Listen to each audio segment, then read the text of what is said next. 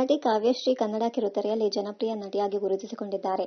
ತಮ್ಮ ವೃತ್ತಿ ಜೀವನವನ್ನ ನ್ಯೂಸ್ ಚಾನೆಲ್ ಆಂಕರ್ ಆಗಿ ಆರಂಭಿಸಿದ ಕಾವ್ಯಶ್ರೀ ಮಂಗಳಗೌರಿ ಮದುವೆ ಧಾರಾವಾಹಿಯಲ್ಲಿ ನಟಿಸಿ ಕನ್ನಡಿಗರ ಮನೆ ಮಾತಾದರು. ಸದ್ಯ ಜೀ ಪವರ್ ಚಾನೆಲ್ನ ಗೌರಿ ಧಾರಾವಾಹಿಯಲ್ಲಿ ಅವರು ನಟಿಸುತ್ತಿದ್ದು 2 ವರ್ಷಗಳ ನಂತರ ಕಿರುತೆರೆಗೆ ಕಮ್ಬ್ಯಾಕ್ ಮಾಡಿದ್ದಾರೆ.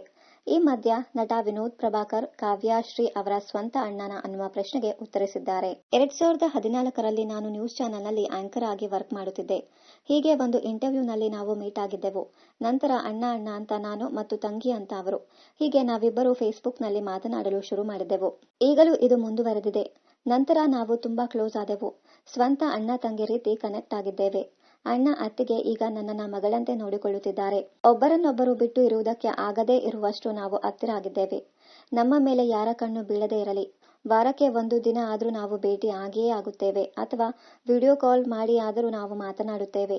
ನಮ್ಮ ಬಾಂಧವ್ಯ ಹೀಗಿದೆ ಎಂದು ಸಂದರ್ಶನವೊಂದರಲ್ಲಿ ಕಾವ್ಯಶ್ರೀ ಗೌಡ ಹೇಳಿಕೊಂಡಿದ್ದಾರೆ. 2 ವರ್ಷದ ನಂತರ ಕಮ್ಬ್ಯಾಕ್ ಮಾಡುತ್ತಿರುವುದು ನನಗೆ ತುಂಬಾ ಖುಷಿ ಕೊಟ್ಟಿದೆ. ಮತ್ತೆ ಸ್ಕ್ರೀನ್ ಮೇಲೆ ಬರ್ತಿದ್ದೇನೆ. ಈ ಪಾತ್ರದಲ್ಲಿ ಜನ ನನ್ನನ್ನ ಹೇಗೆ ಸ್ವೀಕರಿಸುತ್ತಾರೆ ಅನ್ನುವ ಕುತೂಹಲ ಇದೆ. ಮೊದಲ ಎಪಿಸೋಡ್ ಯಾವಾಗ ಟೆಲಿಕಾಸ್ಟ್ ಆಗುತ್ತೆ ಅಂತ ನಾನು ಕಾದು ಕುಳಿತಿದ್ದೇನೆ. ಇದೊಂದು ವಿಭಿನ್ನ ಪಾತ್ರ. ಗೌರಿ ಮೇಲೆ ನನಗೆ ಲವ್ ಆಗಿ ಬಿಟ್ಟಿದೆ ಎಂದಿದ್ದಾರೆ ಕಾವ್ಯಶ್ರೀ. ಜೀ ಪವರ್ ಲಾಂಚ್ ಆಗುತ್ತಿದೆ, ಹೊಸ ಸೀರಿಯಲ್ ಬರುತ್ತಿದೆ ಅಂತ ಹೇಳಿದಾಗ ನನ್ನ ಕ್ಯಾರೆಕ್ಟರ್ ಯಾವ ರೀತಿ ಇರುತ್ತದೆ ಅನ್ನೋದನ್ನೇ ನಾನು ಮೊದಲು ಕೇಳಿದ್ದು.